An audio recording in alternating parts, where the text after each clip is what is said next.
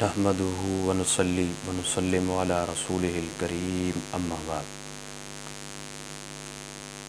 میرے دوستو،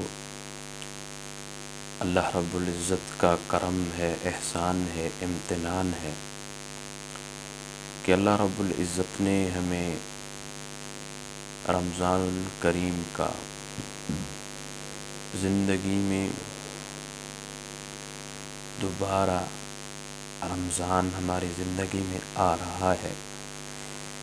میرے دوستو، جب بھی شعبان المعظم کا بلکہ رجب المرجب کا چاند نظر آتا تھا تو حضور پاک صلی اللہ علیہ وسلم یہ دعا فرماتے: اللہم بارک لنا فی رجب و شعبان وبلغنا رمضان۔ اے میرے اللہ، ہمارے رجب اور شعبان میں برکات عطا فرما اور ہمیں رمضان تک پہنچا دے۔ یہ میرے پاک پیغمبر کی دعا تھی۔ تو میرے دوستو، جب بھی شعبان المعظم کی 14ویں رات ہوتی ہے، 14ویں رات ہوتی تھی تو حضور پاک صلی اللہ علیہ وسلم اپنے جانثار، وفادار، خوددار صحابہ سے کچھ باتیں فرماتے، رمضان المبارک کے فضائل، دلائل، اہمیت، فضیلت، حیثیت بیان فرماتے۔ یہ میرے پاک پیغمبر کا ایک معمولات میں سے شامل تھا۔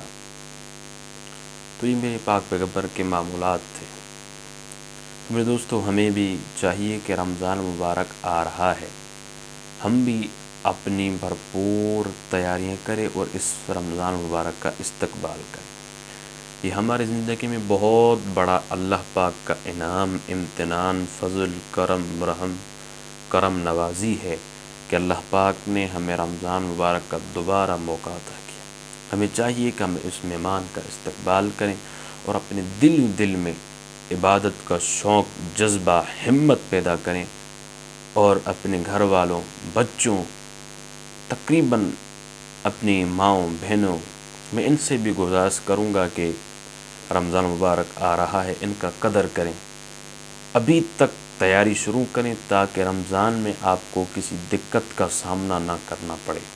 ابھی سے میں یہ میسیج اپنی ماؤں، بہنوں اور لوگوں تک پہنچانا چاہتا ہوں کہ رمضان مبارک کی بھرپور تیاری کریں، کیونکہ رمضان مبارک میں آپ کو کسی عبادت میں شدت، مشکل پیدا نہ ہو۔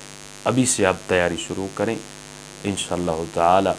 اللہ سے دعا ہے کہ اللہ پاک ہمیں رمضان مبارک کا استقبال اور اسے ان کی قدر کرنے کی توفیق باسعادت فرمائے۔